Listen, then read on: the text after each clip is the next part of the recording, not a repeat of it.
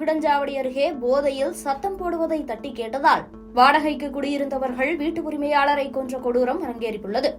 என்ன நடந்தது விரிவாக பார்க்கலாம்.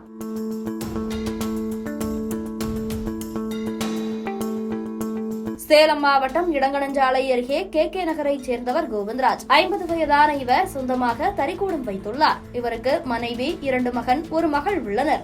இவருக்கு சொந்தமான வீட்டில் பீகார் மாநிலத்தைச் சேர்ந்த 5 வாலிபர்கள் வாடகைக்கு தங்கியிருந்து அப்பகுதியில் உள்ள மற்றொரு தறிக்கூடத்தில் வேலை செய்து வருகின்றனர். இந்நிலையில்தான் கடந்த 23ஆம் தேதி இரவு பீகார் வாலிபர்கள் 5 பேரும் வீட்டில் குடிபோதையில் அதிகமாக சத்தம் போட்டுக் கொண்டிருந்துள்ளனர். இதனை வீட்டு உரிமையாளரான கோவிந்தராஜ் சென்று, ஏன் இப்படி சத்தம் போடுகிறீர்கள், ஒழுங்காக படுத்து தூங்குங்கள் என கூறியுள்ளார். அக்கம் பக்கத்தில் இருப்பவர்கள் உறங்க வேண்டாமா, நீங்கள் மட்டும்தான் இங்கு இருக்கிறீர்களா என கூறி வாலிபர்களை அமைதியாக இருக்கும்படி கண்டித்துள்ளார்.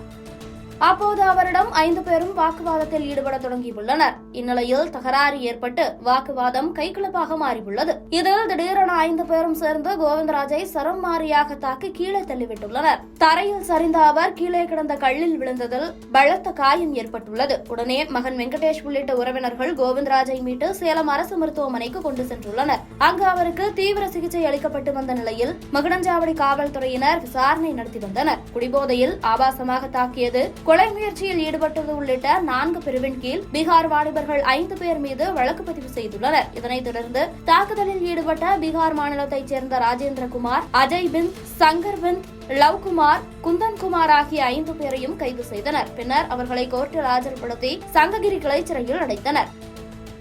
இந்நிலையில் சேலம் அரசு மருத்துவமனையில் சிகிச்சை பெற்று வந்த கோவிந்தராஜ் நேற்று காலை சிகிச்சை பலனின்றி உயிரிழந்தார். இதையடுத்து மகுடஞ்சாவடி காவல்துறையினர் ஏற்கனவே பதிவான கொலை முயற்சி வழக்கை கொலை வழக்காக மாற்றி விசாரணை நடத்தி வருகின்றனர். குடிபோதையில் சத்தம் போடுவதை தட்டி கேட்ட வீட்டு உரிமையாளரை பீகார் வாலிபர்கள் அடித்துக் கொன்ற சம்பவம் அப்பகுதியில் பெரும் பரபரப்பை ஏற்படுத்தியுள்ளது.